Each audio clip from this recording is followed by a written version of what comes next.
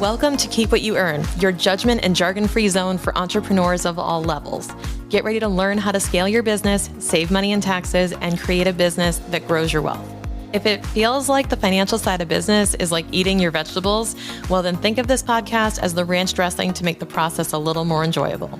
My name is Shannon Weinstein. I'm a CPA and business owner on a mission to simplify money and empower others through knowledge. I hope this episode inspires you to take action, but remember that the information we share is for educational purposes only and is not individual tax advice. Now that we got that out of the way, let's start the show.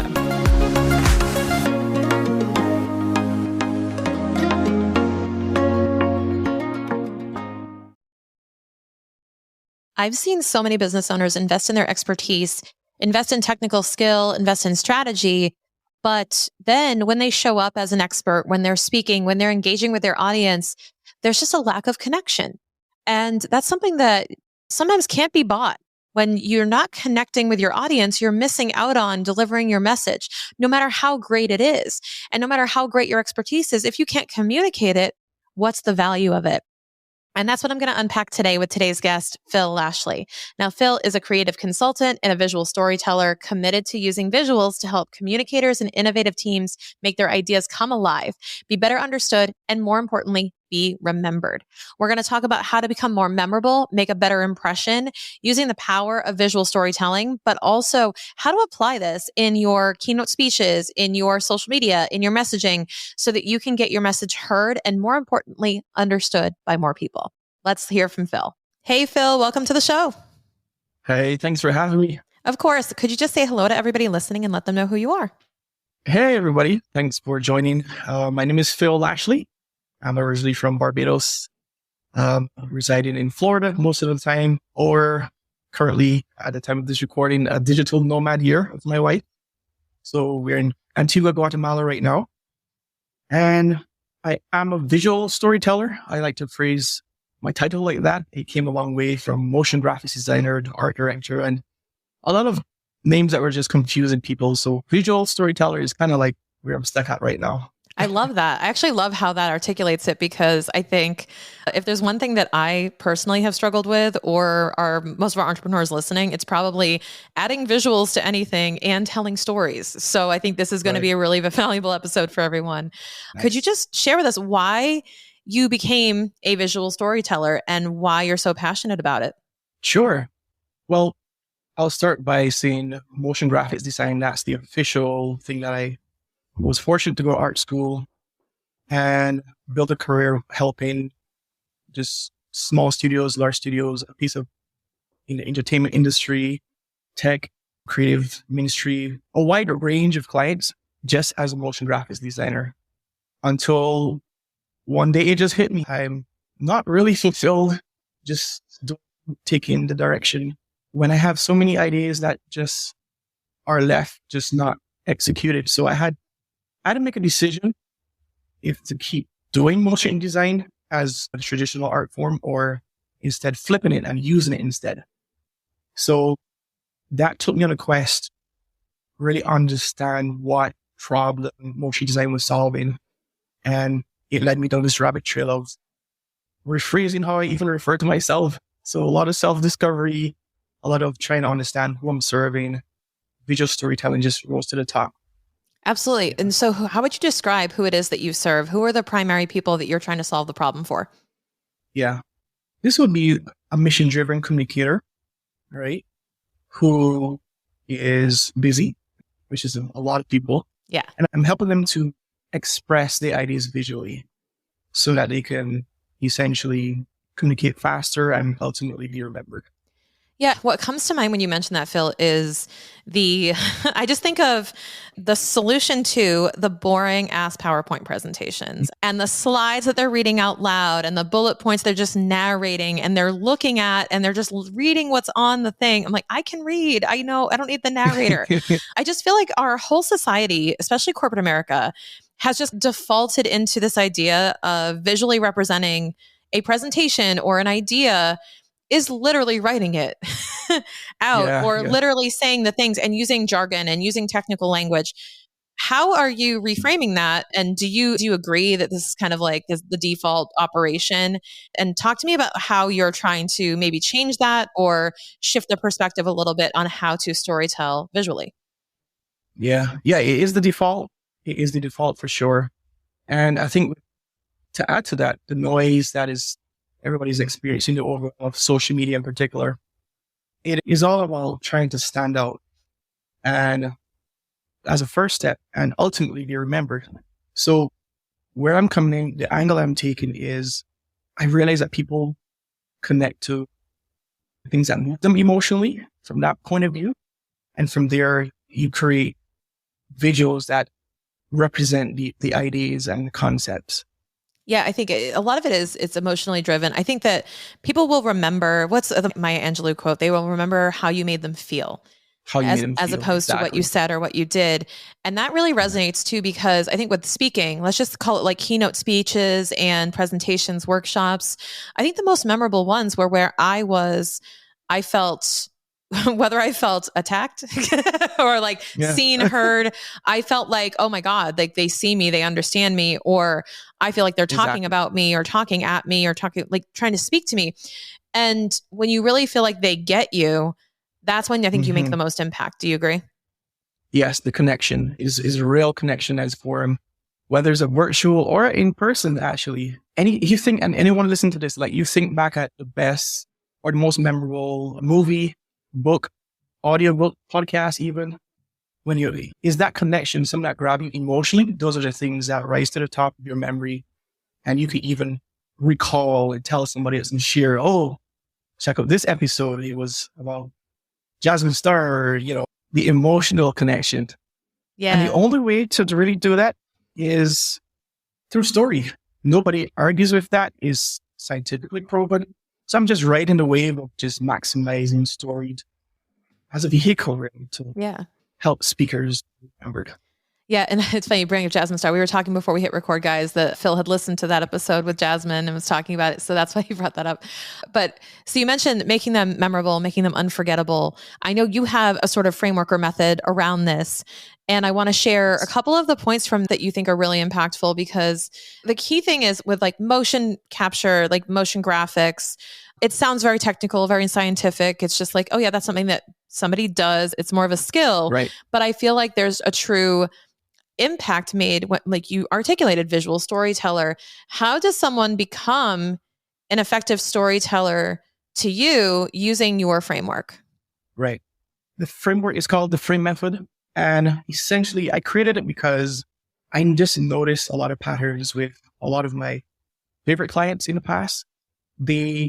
And even observing like just national campaigns in advertising, the Super Bowl commercials, like the things that we remember is the one to reiterate, the ones we connect to. So F.R.A.M.E is a method that anyone who, even if you think you're not creative, this is for you. Okay. It's a way to humanize your ideas, your concepts, so that you can then connect with whoever you're talking to. Yeah. And I think the key here is there are a lot of experts out there. And of course, you guys know I always use my own industry as an example, but this is a key one here is you've got like lawyers, accountants, you've got finance experts, you've got marketing experts. I think a lot of people are starting to lean into showcasing their expertise by almost unintentionally sometimes using a lot of language and jargon that is inaccessible to their audience, or that is showcasing how quote unquote smart they are, but not really Yeah. getting the point across. And that's a big challenge I've seen. And it's not their fault. They don't even know they're doing it because they don't really understand the bridge of connection between themselves and the audience in order to get that message across. So talk to me a Yes. bit about how your method can help people do that a bit more effectively. Oh man, that's so good. That's so good. Before I get into the method itself, the acronym, something just came to mind. Like I imagine on an island, for example, and you and your friends are on an island and you're trying to get from one part of the island to the next to exit the island, right? Just go with me for a second, okay? Yeah. And someone from the group raises their hand and says, hey, I want to be your leader. I want to be your guide. Yep. Just trust me. Just trust me. And then a few minutes later, somebody else raises their hand and says, you know what? I want to be your guide. I know the way out. Trust me, but here's a map. Like, who will you follow? Exactly. Who you follow, Shannon? The person with the map, obviously, because they've given me the tools to go along with them. They have the tools. The visual tools is visual. You can see step 1, step 2, step 3. And in the same way, I think a lot of what we're hearing right now is a lot of people just saying, here's my service, here's my product, just trust me, just buy it. Yeah. And if you're not showing your process clearly, if you're not articulating the offerings clearly, visually, you're leaving a lot of, I would say, money on the table, potentially. You're not being understood as fast as you think you are communicating. Yeah, so there's so much I can see on this. Yeah. The F.R.A.M.E acronym, F.R.A.M.E, just frame your ideas. I try to make it as easy as possible to remember, like a frame in your office. The F stands for feelings. These are 5 questions. So say you come up with an idea, you are an accountant, and okay, the associated feeling with accounting or finances is stress for the average person, right? Yeah.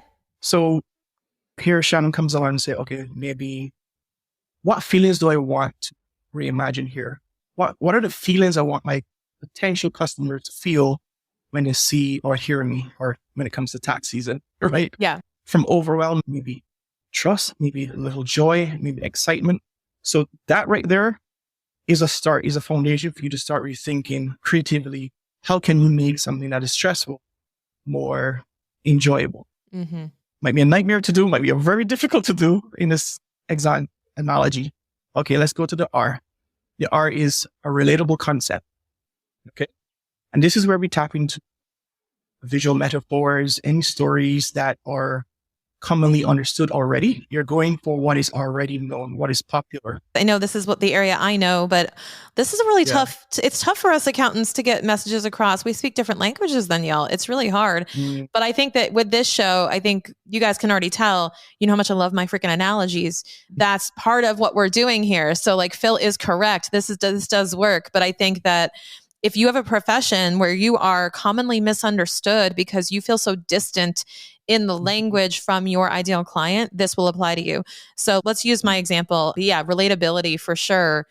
So many examples of ours, that. Relatable concept. And what came to mind just now was maybe, I think about how my wife and I, we're trying to have a more healthier relationship with finances and taxes, just being open there.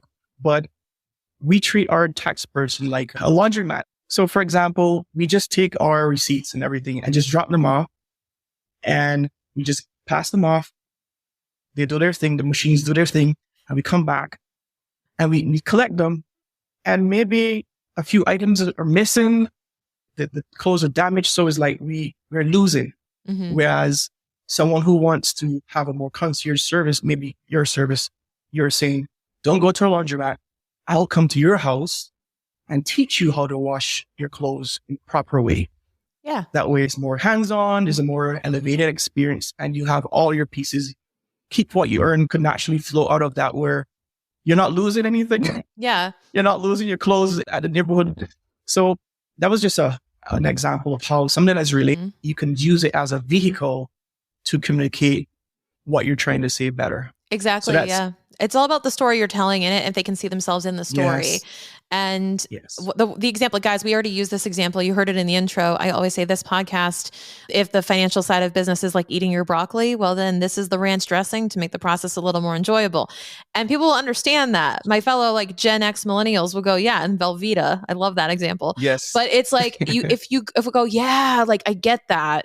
Because I get that it's like vegetables, but it is good for me. So I understand that I need to consume this, but I know that it will be a little bit tastier going down. Shannon's going to make it a little bit easier. So there's always ways that you can create relatability. This is the one thing I've really leaned on, and I hope that it's coming across. So thank you, Phil, for that. Yeah. It's my favorite acronym in the F.R.A.M.E method, because this is where you don't have to be a creative, like labeled as a creative professional or anything like that, to actually set some time aside, you and your team, and just brainstorm. What are some day-to-day, everyday analogies and situations that you can piggyback on to make your message more sticky? All right. Yep. The A is aesthetic. And the question here is, what should it look like? And this is where you can tap into a graphic designer if you have access to one, or you can just collect inspirational images. Okay, I want my accounting service to look like this visual. You have a visual mood board. That one is easy. The M is for message. What is the one message? What is the one message that I want my audience to take away? All right. To your point earlier, like just so much overwhelmed with people just trying to sound smart. Like I am over it. I don't know with you, but it's very overwhelming. So if you can distill all your thoughts, the way you help people into one simple message, and in your case, it's pretty easy. Keep what you earn. That's very appetizing. Anyone gets it. Everybody wants it. So that's M for message. And E, last but not least, the one that I think is mostly forgotten is expression, right? How else, this is a question, how else can your idea, your concept, your experience, business, how else can it be expressed? Okay. So for you, and I'm literally making this up on the fly. Expressed in the form of like a media type? Are you talking about like how can it be expressed in visual versus audio versus written? Is that what you mean? It's a wide question. It's meant to like zoom out. So you mentioned a couple of ways just now. My mind zoomed in on your message actually. How else can keep what you earn be expressed? And it could be literally be merchandise, like t-shirts. So those are the which we have, by ones. The way. Oh, wow. Yeah. I did not know that. A shameless plug. Go check out the Keep What You Earn store. But yes, so yes, you can, we actually have a lot of like the sayings that we say on the show, like on merchandise, things like that. So cash flow is my love language is one of my favorite phrases. Ooh. So I put that on a lot of merch too. So like, exactly. So that's the messaging and expression, right? Yes. It's the expression of keep what you earn, but it's also an expression of pride in awareness of numbers. Like being proud of financial success and being proud of being aware of what your numbers are telling you and being able to literally wear that or carry it and say, I'm proud of the fact that I know my numbers. So that's kind of the message and the goal. Nice. That's beautiful. That is a really good example. I had one client who literally, we were just brainstorming this expression and she's in the health space. We landed on fridge magnets. Like the fridge is the central part of your house where you make these food decisions, these habits, right? These micro habits. So we came up with this idea of her customer journey map in the form of some beautiful illustrated fridge magnets and as a giveaway to her clients. So her idea is like always with them every day in their house before they open their fridge. And she was just so happy about that one. I think it's something we don't allow ourselves to do. Think outside the box. How else can this experience, could be a live experience, could be a live installation. How else can this be expressed? Yeah. So that's F.R.A.M.E. I'll layer onto that with how can it be expressed and how can they consume it? So how will they consume it is like another rephrasing of that question. So how can you express? I love the idea of like the fridge magnets. When you think about it, it could be quotes that you normally say or things that or concepts that you instill with your clientele or your messaging. If you're a speaker, right, you can leverage a lot of what you teach there. Yeah. So, but I think they're all interconnected in a way, the way that you just spelled it out. So it's feelings, relatability, aesthetic, message, expression, right? So what's really interesting is when you evoke feelings, it's usually because you've created relatability and that you have expressed it in the right way or your message hits. So like all of these are interconnected though. I feel like there isn't a linear path on each one of these. Like you have to examine, you can examine from each angle, from each lens, what your message is doing. But I think that if you change your message, it has an impact on the feelings, which has an impact on the expression. Yes. So there's a lot of this like interdependency in these concepts as well, right? Absolutely. And sometimes you think of the relatable concept first. Like in my case, I was trying to do this on myself as a creative consultant, visual storyteller. It's like, how can I like drink my own medicine?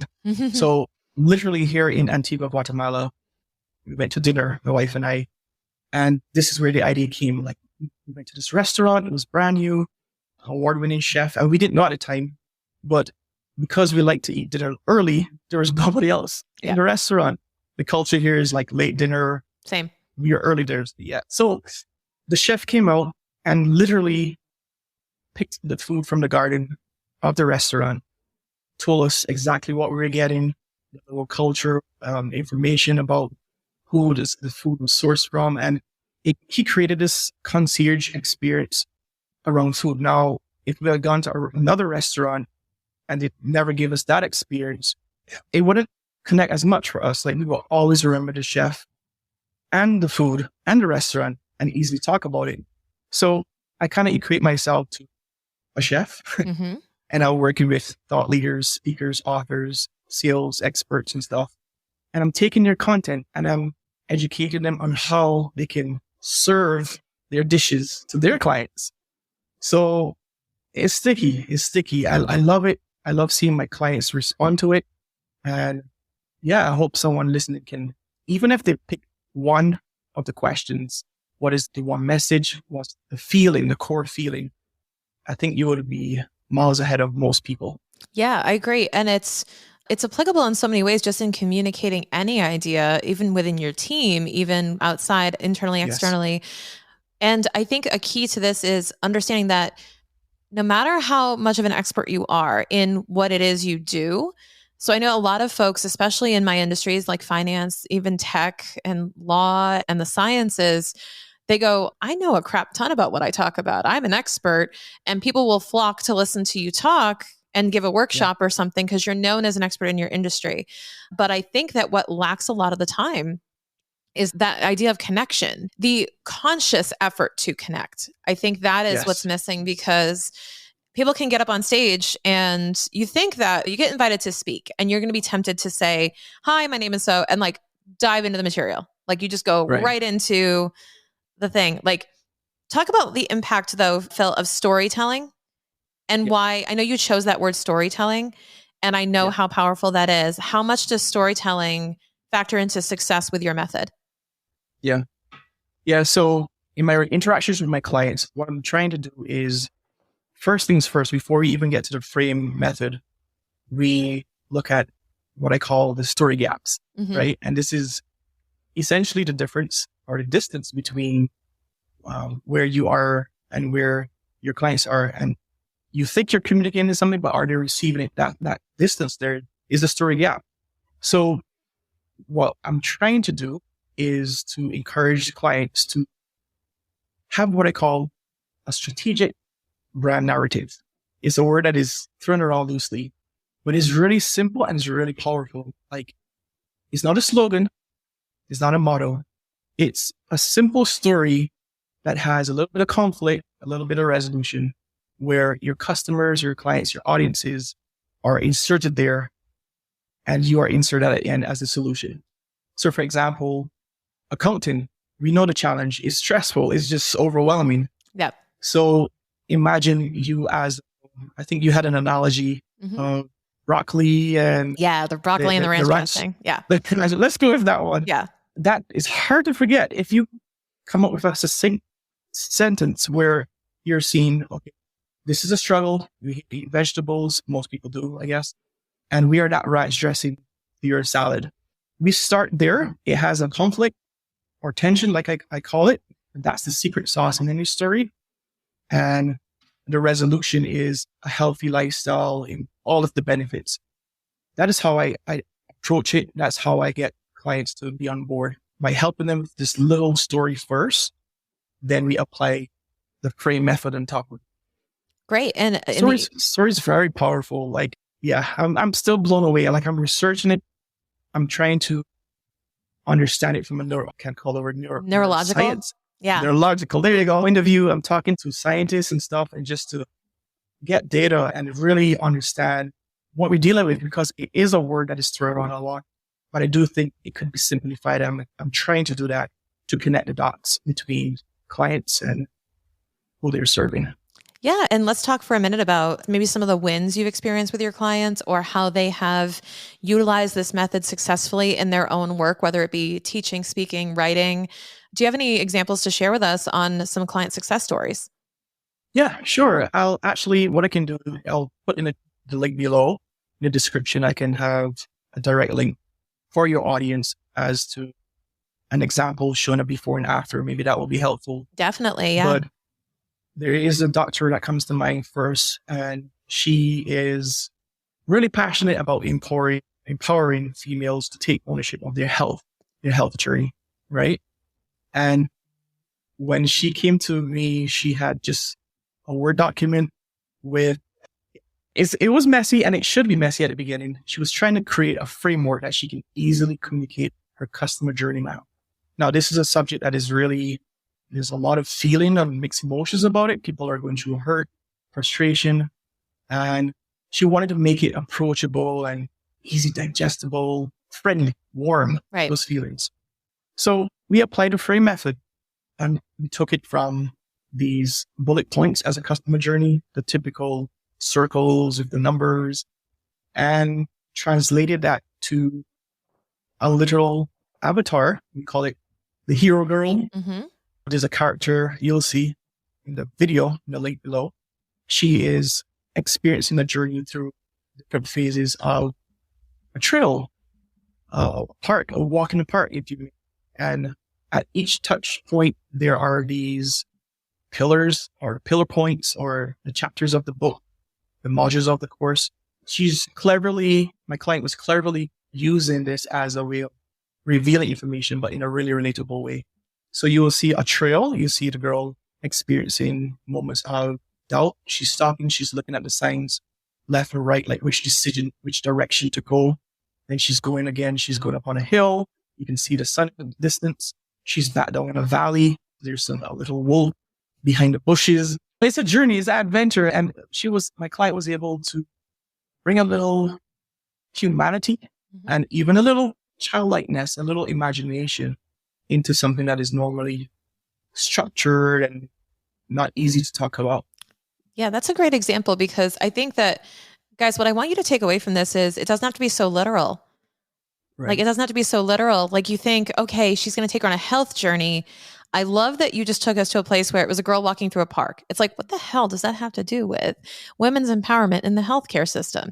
Like, so it's an interesting thought of like, it's almost like even more fun if your visual storytelling makes you go, what the hell does this have to do with? Because you're going to then take them on that journey and evoke curiosity as well by going, oh, like I did not associate these things together, but now I do. And now I get it. And I think it's creating that relatable experience to your point. Absolutely. Yeah. She's now confident. She's doing a national keynote tour across the country, speaking to different HR teams. She's going crazy. She just hired us again for more illustrations to extend her story. Mm-hmm. And bumper stickers are on the agenda. I don't know how that come into play, but she's just having fun. She's having fun. And it's really cool to see. She may not consider herself creative, but just by using a simple tool like the F.R.A.M.E method, it kind of unleash her imagination, literally. Yeah. I want to revisit the A for a second too, because you made me think of something with that example. And that is, I have a theory, and I don't understand the neuroscience, but I have a theory that I've been applying in my content, or that I wanted to apply in my content. I want your thoughts on this. So sure. I have this theory that especially for unapproachable topics or things that are stressful or stress orienting, that if you can just make it into a cartoon, inherently it disarms and de-escalates the stress level.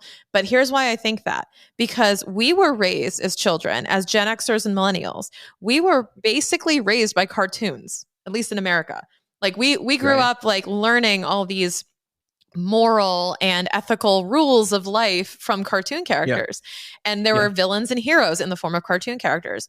So I actually thought about this and I said, well, if I want someone to learn and feel like it's approachable and actually tap into that inner child that has a curiosity for learning, maybe I should be making cartoons and animations of what it is I'm trying to teach. Now I slowly realized how expensive that is. Right. But if I had unlimited funds, I would love to turn this content into cartoon related things or animations, because I just have this theory that aesthetically, if you're showing something in the form of a cartoon, or even if it is a static image, like you said, the girl walking in the park and it was just like a map and a journey, I feel like that is impactful in and of itself over pictures of reality, pictures of real people, pictures of real situations, because people will find it relatable in a different way. Would you agree? Yeah, I do agree. And I also want to add to that, I think behind the cartoon, like if you go a little deeper, whether it's comic strips or the examples you made, what is behind that, I think, is nostalgia and big Hollywood producers and writers didn't know this. Like there's a lot of old films coming back because nostalgia is so powerful. And I think you cannot go wrong with it, regardless of what era you grew up in. If you can take somebody back to that era, you're tapping into their childhood, you're tapping into familiarity. Mm-hmm. Oh my gosh, that word is killing me. Something that they're familiar with, you tap into that, you automatically grab their heart and their senses, their curiosity, their childhoodness. I would say though, yes, although animation is very costly, it's very time consuming, there are creative ways to get around that. Like I think of sketch notes. This is something I've been actually practicing since the global pandemic. Like it's a way to really make something down to earth. It's forgivable in the sense that everybody knows when you're scribbling, it's not perfect. You're not aiming for perfection. You're aiming for the essence of something. So I would say to you, for your content, I would experiment with sketch notes, whether it's just a still, and maybe integrate a little GIFs in that as well, which is a sequence of maybe 3 or 5 images doing something, and see what happens. I think you're onto something there, but nostalgia, I think, is at the root of it. I agree. Yeah. And I think people focus too much on the aesthetic as an interpretation of your Instagram feed and the cohesiveness and the branding and the colors and stuff like that. But like in reality, it's what do you want that aesthetic to evoke as a feeling? Yes. And it's not just about the color. It's not just about anything. It's like, what are they watching and are they captivated by it? Yes, absolutely. Totally How does it make you feel? That's like the number one question you can filter. Like if you don't remember anything else from this podcast, how does it make you feel? How does your message make your audiences feel? Totally agree. So Phil, in what ways can people learn more about your F.R.A.M.E method, actually apply it in their businesses and learn more about you? They can find it on my website, phillashley.com, or I can also provide a link in the show notes directly to the F.R.A.M.E. It's a PDF, workbook style, 5 simple questions. Yeah, absolutely. We'll include the link in the show notes, guys, to the F.R.A.M.E method. We will also include a link to the video that Phil listed or described regarding the example from the doctor. And also, I believe, Phil, you have another video that we're going to provide to our listeners too, walking through the F.R.A.M.E method with their own eyes, because you are in fact a visual storyteller. So if they didn't get the message audibly, you have other content too visually to help with that, right? Absolutely. Yes. Fantastic. So we'll make sure we include that all in the show notes, guys. Just scroll right down below before you switch any of the controls in this episode. Go down to the show notes a little bit below your audio listener and click on those links. Phil, thank you so much for joining me today. I loved having this conversation with you. Thank you for having me. Most accountants will try to bill you for those quick questions or make you feel like you're bothering them. And the truth is that the quick questions are what I love about what we do. That's why I created a new and accessible offer for you to be able to message me your questions and get the support you need when you need it. It's called the CFO On Demand. You can now get affordable help and access to me and my team without a high monthly fee. You can also upgrade and get access to a private one-on-one office hours to bring your specific strategies to the table. Want to learn more? Head to thecfoondemand.com or click the link in the show notes. Again, that's the CFO On Demand.